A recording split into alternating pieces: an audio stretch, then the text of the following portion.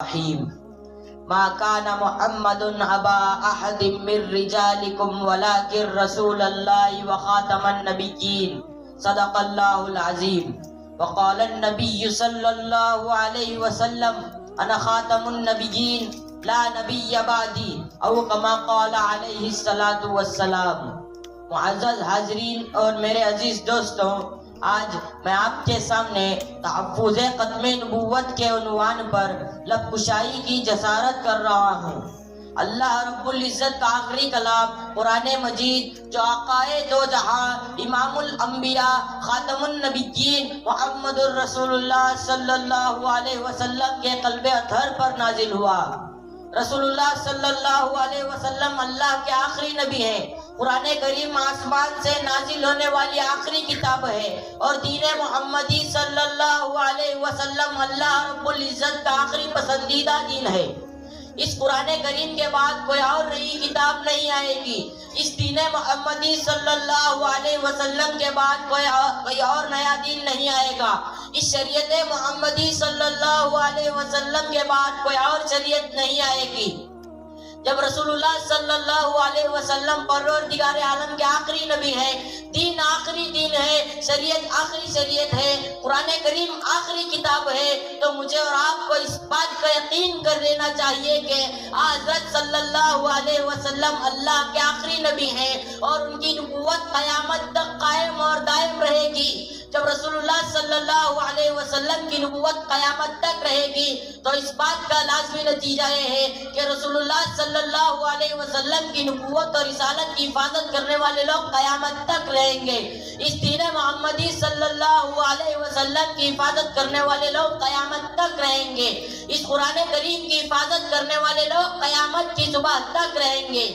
معزز سامعین نظام، اللہ رب العزت نے انسانیت کو یہ چیلنج دیا کہ ہم نے اپنے پاک کلام کو اپنے نبی صلی اللہ علیہ وسلم کے قلب اطہر پر نازل کیا اور ہم ہی اس کی حفاظت کریں گے۔ اس کی حفاظت کے اسباب میں کبھی قرآن کے قاری کو پیش کریں گے تو کبھی ہم مجاہد فی سبیل اللہ کو پیش کریں گے، اور پھر جب قرآن کی اور صاحب قرآن کی حفاظت کی باری آئے گی تو عشق پیغمبر صلی اللہ علیہ وسلم کے غلاموں کی شکل میں ایک جماعت کو پیش کریں گے جو عشق پیغمبر صلی اللہ علیہ وسلم پر نازل ہونے والی اس کتاب کی حفاظت بھی کریں گے، پیغمبر صلی اللہ علیہ وسلم کی ذات کی حفاظت بھی کریں گے۔ اور پھر جب اس ذات کی باری آئے گی جس ذات پر اللہ کا پاک کلام نازل ہوا ہے، اس کی عزت اور ناموس حفاظت کی باری آئے گی، تاج ختم نبوت کی حفاظت کی باری آئے گی، تو انہیں عشاق محمد صلی اللہ علیہ وسلم میں سے، انہیں غلامان مصطفیٰ صلی اللہ علیہ وسلم میں سے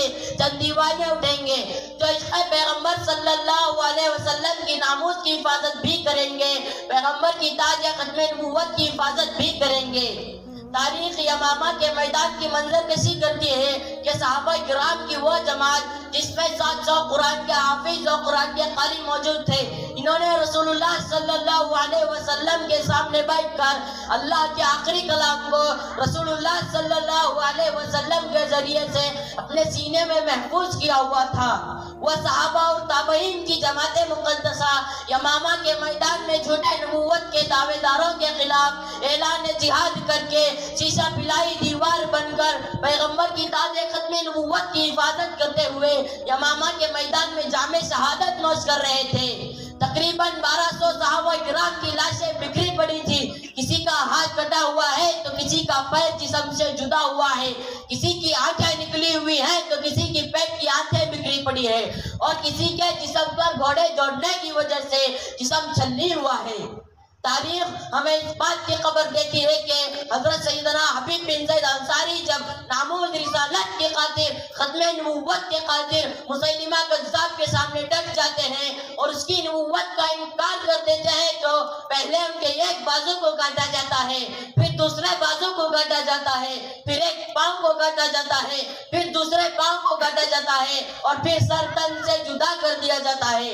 یہ تھے رسول اللہ صلی اللہ علیہ وسلم کے عاشق، جنہوں نے اپنے عشق کا ثبوت دیا اور ہم سب کو یہ سبق دیا ہے کہ میں نے اپنی جان دے دی، اپنے جسم کے ٹکڑے کروا لیے، میں نے خالق کائنات کی سب سے معصوم ہستی، سب سے محبوب ہستی رسول اللہ صلی اللہ علیہ وسلم کے نام پر اپنے جسم کے ٹکڑے کروا لیے۔